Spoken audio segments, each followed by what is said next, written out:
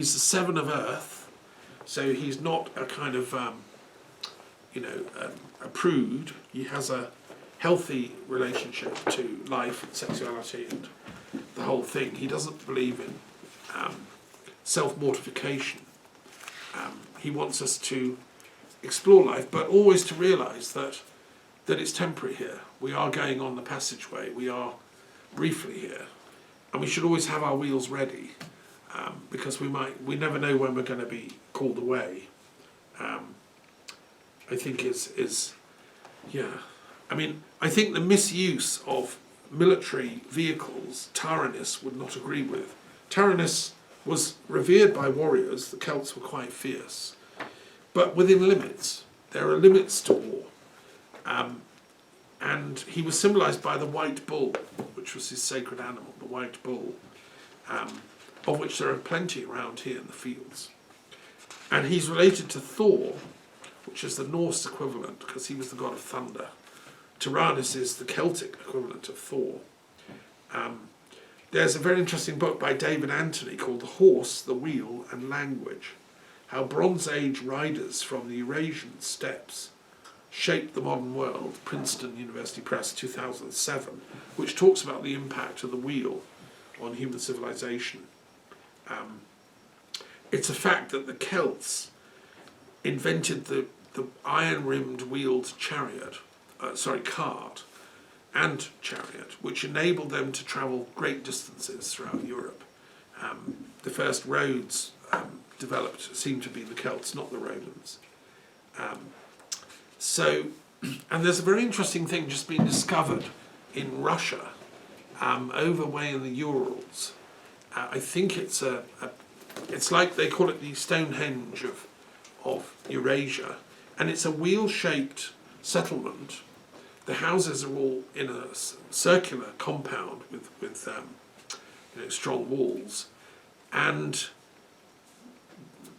archaeologists are dating this to 3000 BC and saying it's the ancestral place of the perhaps the ancestors of the Indo-European languages, or some branches of them. And it's interesting they chose the wheel shape. Archaim, I believe it's called. So, but I think Indo-Europeans have to realise that we have to tame down the misuse of the wheel, the tank, and its modern extension, the rocket. We have to convert these weapons into peace vehicles. In Buddhism we talk about the jnana. We need a new vehicle, a jnana, which will bring peace instead of catastrophic self-destruction. And I think Taranis can be helped with that. It's interesting, just a little footnote, that in Herod's Judea there was an elite guard of Celtic warriors recruited from the Galatians of Turkey, who were a Celtic tribe, ended up in Turkey. And it seems that's where St. Paul went later.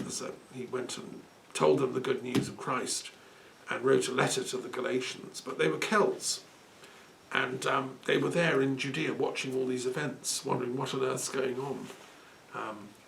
Maybe some of them worshipped Taranis and, became friends of Christ. We don't know. There's so many stories from history that we can speculate and surmise. Okay, I'm going to stop there. I think that's enough for me. It's fascinating to see these gods and how they still live on in our world. I want to hand over to my friend Kane, who's here visiting the Centre for Peace, and he's going to talk to us about, I think, right use of language. Positive phrasing. Okay, so you come and sit here. Well, before we begin, I think now's a good time to take a break, and then we can re-begin recording. Okay, sure. So, we're right back.